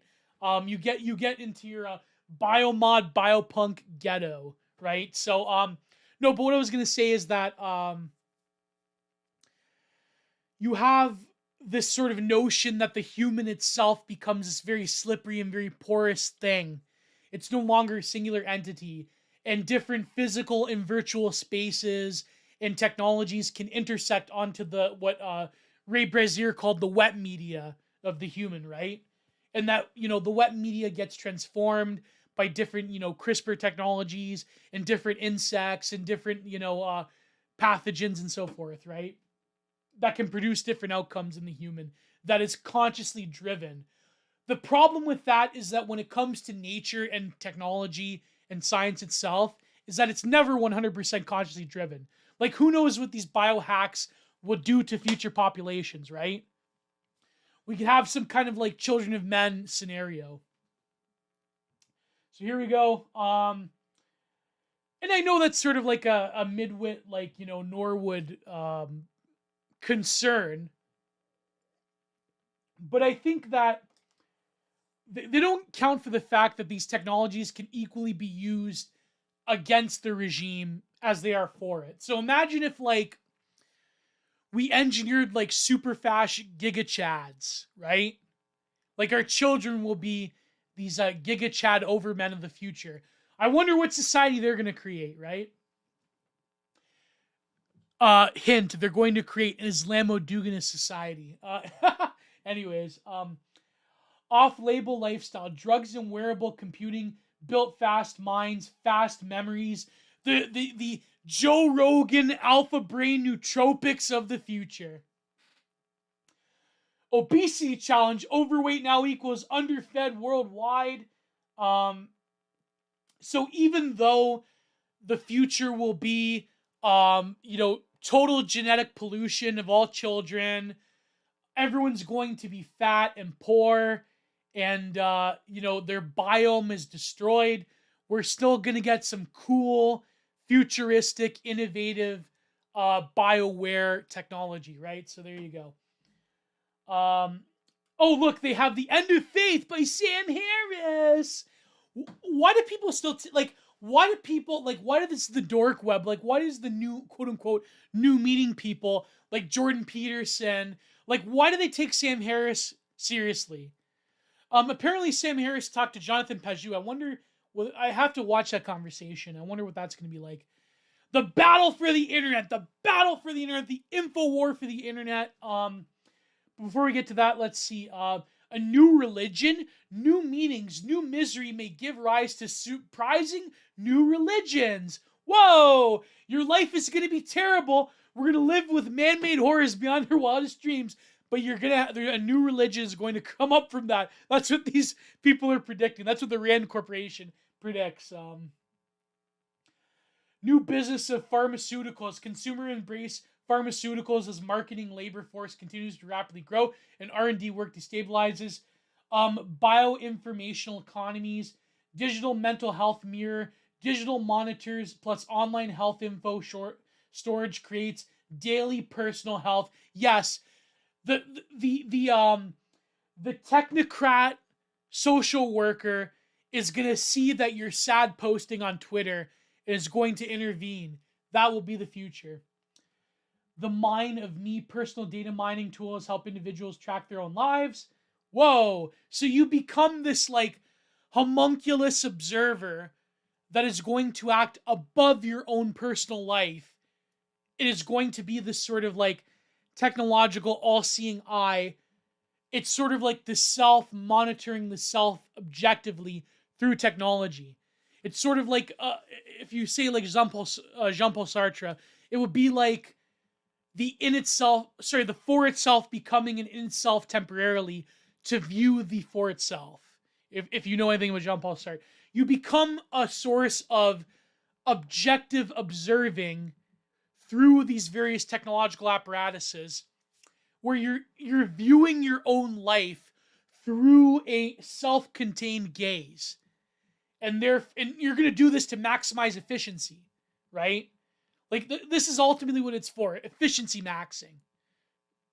So make of that what you will. Again, another theory cell point.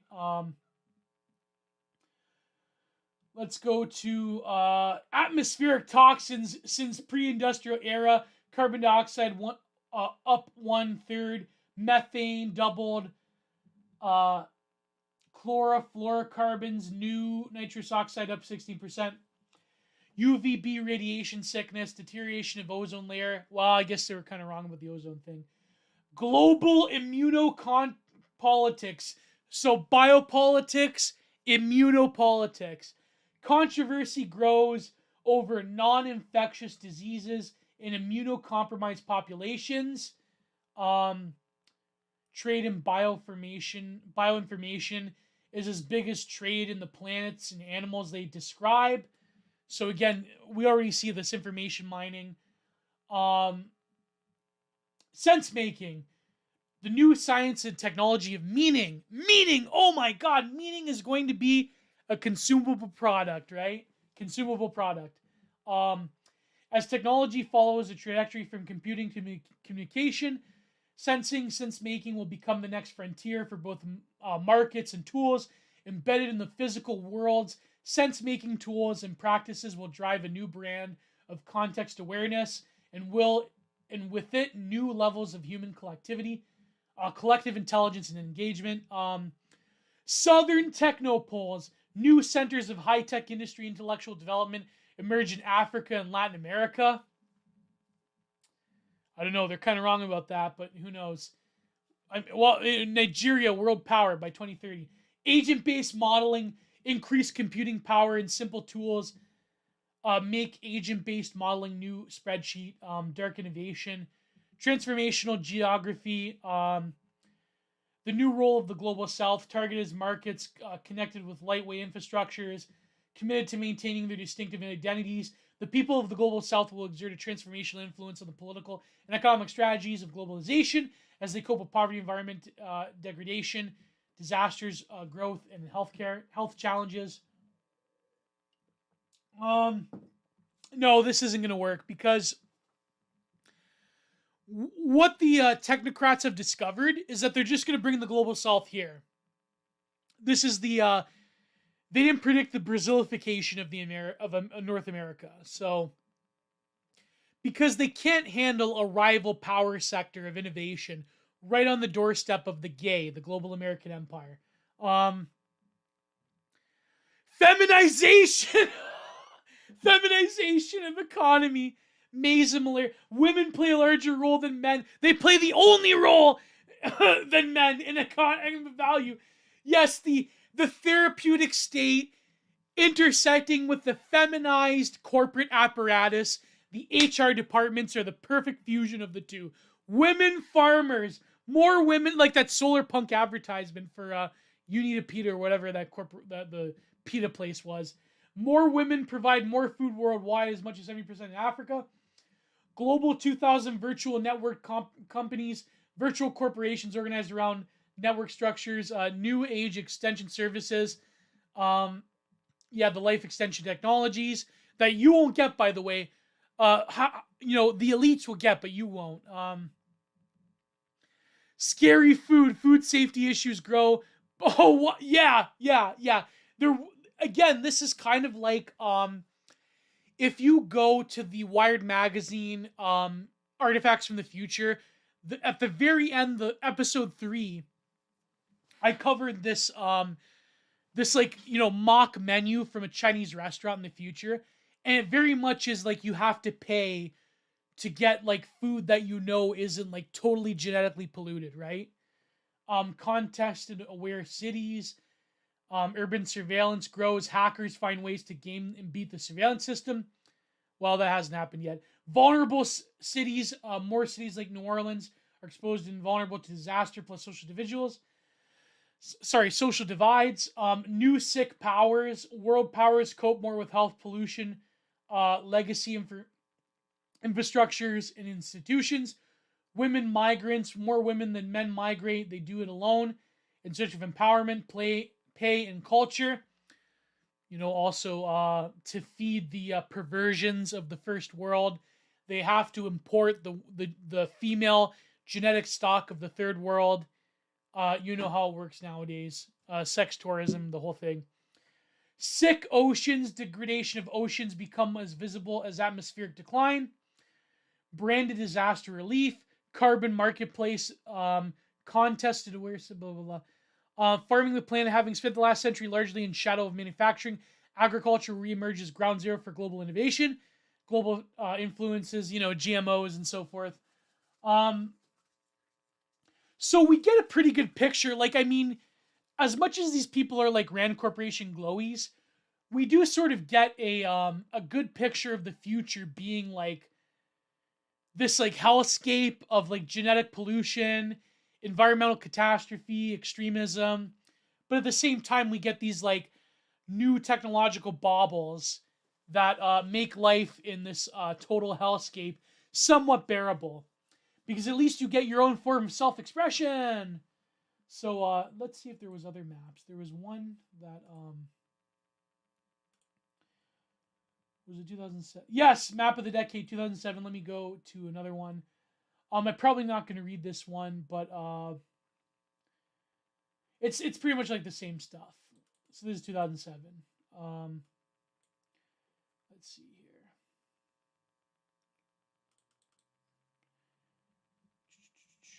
Sustainable Citizen Index, Collective Behavior Index, Sustainable Citizens, Eco-Management Practices, Receptacle Accountability, blah, blah, blah. Yeah, this one isn't too spicy. Digital native citizen spaces, Chinese BBS, 40% of Chinese internet users use BBS. Oh, was that the social media network? Was that it? I think this is the one where they talk about the seasteading thing. I remember in the 2010s there was this big like sea thing. Like there was like, ocean grunge, sea punk, vaporwave had a lot of like nautical themes and so forth. Let's see. Map of the decade. This is from 2008. Let's see. Come on. There we go. New Commons. I might have to do another stream. We've been going for like 2 hours now. Let's see. Neurofutures, superhero organization. Yeah, here we go. This is what I meant. The blue economy. In a golden age of oceanography, the tools of science and politics alike will be necessary to thwart impacts of climate change and meet human needs. Renewable ocean energy, methane scares, deep ocean distilling, drilling, ocean dead zones, coastal ecosystem services, new coastal zone materials, golden age of oceanography, collapse of fisheries. Oh, too bad for the fish. Eco monitoring, cradle to cradle, e-waste, urban e-waste, widespread eco monitoring could become the hot application. So e-waste meaning like computer waste and so forth. Neurofutures, advances in neuroscience extend human ability to think, include thinking about the future. Whoa! So we're gonna extend our ability to think about the future horrors, right? There you go. I wish I didn't think all the time about future catastrophes. Cognitive fitness regimes, brain mapping plus biofeedback creates new cognitive fitness tools. Again, this is just like efficiency brain maxing, right?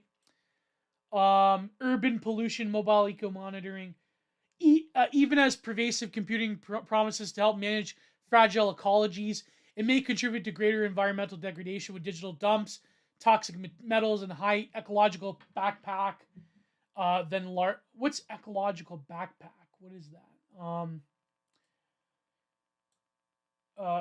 Zoonotic innovations. Zoonotic diseases, those that spread from one animal species to another, receive growing attention. We're going to make new cryptids in the future. We're going to biohack new cryptoids that, human populations are going to become new cryptoids. We're going to get Hakan. The Hakans of the future are going to map out the new bio-cryptoid populations. There you go. New diasporas, climate change diasporas, biomedical diasporas, media diasporas. You mean all the shit posters that get banned that have to go to Telegram? In social media like Last.fm, media taste trails become identity markers that define persistent communities. So like, Frog Twitter gets banned. They all have to go to Telegram, That's sort of like a digital diaspora, right? Corporate diasporas. Corporations serve as destinations among which groups of initial workers circulate, creating geography such as I can't pronounce that. Simply very high performative alumni networks. So corporations are going to as peoples move around the world, you're going to have like corporate migrants. You're going to have corporate refugees that get stranded in one location by Halliburton or whatever. So that's going to be a very exciting trend in the future, right? Rearrangeable. The signals to uncover more insights. This year's 10-year forecast makes it easy to work with individual signals, choosing the signals that you think are most relevant to your work and cluster them in new ways. Okay, let's see. Yeah, there we go. Human networks. Is Last.fm even a thing anymore? Not really. Aruj Apodari, the nation state has grown ambivalent about minorities at the same time that minorities increasingly see themselves as part of powerful global majorities. Yes, they're going to import the Brahmin managerial class into the West. Go to Second City Bureaucrat for more information on Twitter. Food webs. Cascading disruptions of food webs will begin to restructure the landscape of food production. Domestic fair trade. So I guess fair trade among, in country. Disappearance of pollinators. Agritourism. So you're going to get the latest foreign slop that you can consume you're gonna have to go to throughout the world. Vertical farming. Yeah, it's funny they predict the vertical farming thing. Svedbard Global Seed Vault. Yeah, the seed vault that in case the world collapses, you get to go up there in Antarctica or is it Antarctica where the seed vault is, or is it in the Arctic? I forget. Water woes, urban farming. Yeah, see, I mean, some of this stuff isn't exactly like totally bad. Like the urban farming thing is kind of an interesting idea. Open health, so everyone's going to collect your health data. Blah blah blah. Interface. All right. Wow, we've been going 2 hours actually. So let me just round this off by looking at the comments. We've been going on for a while. Like, bro, even younger tech lords act like the millennials in or, but you know that growing up being praised for thinking like old people around. They're very mature for their age. New Zealand, except they were wrong about how it goes down because they underestimated the gigachads. Watch. Yes, they did underestimate the gigachads. The seed oil vault. Yes, there's going to be the seed oil vault. There you go. I think Norway has the seed vault too. Yes, Norway. That's where it's in the Norway. Oh, now I can scroll up. Remember when we get such a good deal on energy, the global economy almost collapsed, and we had to pay them for even more oil to stabilize their numbers. MAGA Farms remember. MAGA Farms remembers. All right, this has been very interesting. This has been exploration of there's some other resources in the sort of Institute for the Future. Let's just go to their website really quickly. Urgent optimists. Wonder what that means. Institute for the Future community. Oh, it's some kind of grift plan. Okay. So Axios. It's funny because Axios. I believe Indian Bronson said that you must pay attention to Axios because that is where the globalists basically signals all of their plans like a few days or a few weeks ahead of time. So yeah, go to Axios for there you go. It's not the future, it's futures. It's just there are many possible paths the future can take, but we're going to make sure that it's only one path to the future. So there you go. That's an Axios profile. So this has been great. This has been a great stream. We've been going for 2 hours now, whereabouts, more or less. This has been the maps of the decade from the Institute for the Future. I'm going to be editing the video that has all of the artifacts from the future, the series that they also produced, which is different from the Wired Magazine series. But please go to my channel if you want to see the Wired Magazine one. So like, share, subscribe, click the bell, all that good stuff. I don't know what's happening next week. I'm probably going to come out with a second installment of my my mapping of the ecologies of the E-Right Confederate.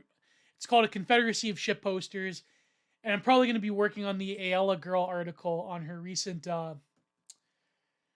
Twitter outburst. Put it that way. So it's very exciting content coming. Also, some art stuff I'm going to be coming out with. So thank you, everybody. God bless. Goodbye. This has been a great stream. As always, God bless. Goodbye. 2, 3. All right. Where is it? End broadcast.